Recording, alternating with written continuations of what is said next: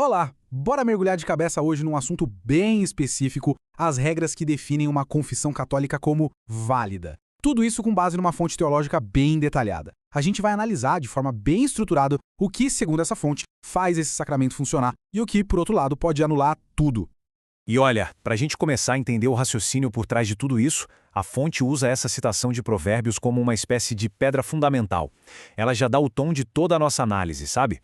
A honestidade e principalmente a vontade de mudar são as chaves para alcançar misericórdia.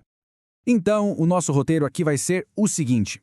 Primeiro, a gente vai entender o significado do sacramento, depois, vamos ver os fatores que, segundo a fonte, o invalidam, em seguida, os passos para fazer tudo certinho e, no final, um resumão de toda essa estrutura. Beleza? Vamos começar pelo começo, então. O Tribunal da Misericórdia. Aqui a gente vai tentar entender por que a fonte dá um peso tão grande para esse sacramento. A fonte usa uma imagem muito forte, chamando a confissão de segunda tábua da salvação. A ideia é a seguinte: imagine que o batismo é a primeira tábua que salva alguém do naufrágio do pecado original. Se essa pessoa, depois de salva, cair na água de novo, a confissão seria essa segunda tábua, a chance de se agarrar e ser salvo mais uma vez. E aqui vem uma comparação que, olha, é bem surpreendente. A fonte coloca a confissão num patamar até mais alto que o de um exorcismo. A lógica é que o exorcismo lida com uma influência externa, no corpo. Já a confissão vai mais fundo, ela trata do estado da alma, restaurando a pessoa por dentro.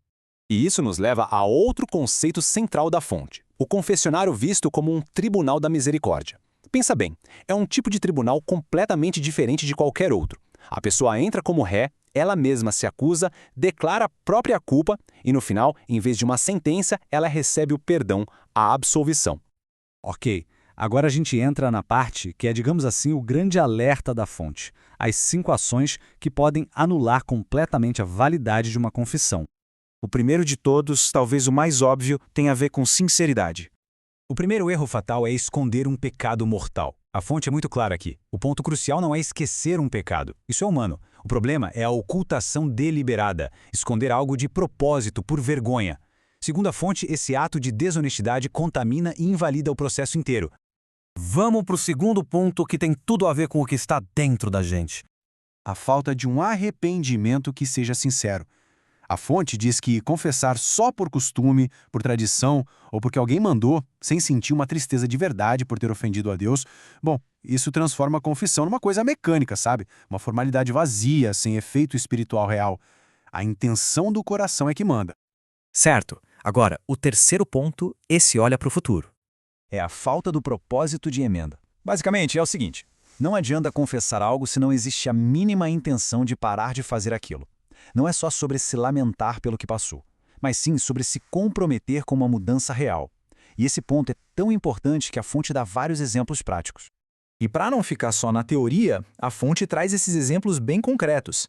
Em cada uma dessas situações, a validade da confissão estaria ligada a uma decisão real de alinhar as ações futuras com o que foi dito ali no confessionário. Beleza, o quarto ponto. Esse é sobre o que acontece depois da confissão. É não cumprir a penitência. E, de novo, a fonte faz aquela distinção super importante. Uma coisa é esquecer de cumprir a penitência, é uma falha, pode ser corrigida. Outra, bem diferente, é se recusar a fazer de propósito. Isso é visto como um sinal de que o arrependimento não foi tão sincero assim, o que acaba invalidando o processo. E para fechar essa lista, o quinto e último ponto, que é a base de tudo, a fé. O último ato que invalida a confissão é duvidar ou negar a fé no próprio sacramento. A lógica é simples. Se a pessoa, no fundo, não acredita que o padre, naquele momento, age com o poder de Deus para perdoar os pecados, como ela pode receber essa graça? A fonte argumenta que a fé é essencial para que o sacramento tenha efeito. Ok, a gente já viu tudo o que não fazer. Mas e o contrário? Agora vamos para o caminho construtivo, para os 5 passos que a fonte aponta para uma boa confissão, uma confissão válida. E como dá para perceber, esses 5 passos são basicamente o espelho, o lado positivo daqueles 5 erros que a gente acabou de ver. Começa com uma reflexão interna, passa pela ação de confessar e termina com um ato externo, que é a penitência. É um processo bem completo.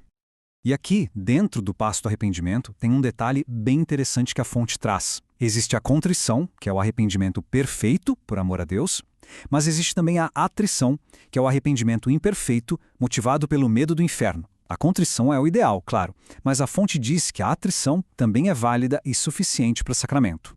Certo? Depois de tudo isso, qual é a grande mensagem, o resumo da ópera por trás de toda essa estrutura? Olha, essa tabela aqui resume tudo de um jeito bem claro. De um lado, o que torna uma confissão inválida. Do outro, o que a faz boa e válida. A gente vê que não é um ato mágico, é um processo que exige integridade, sinceridade, resolução, ação e fé. É um alinhamento total entre o que se diz, o que se sente e, principalmente, o que se pretende fazer. E tudo isso nos leva a uma questão final para a gente pensar, né?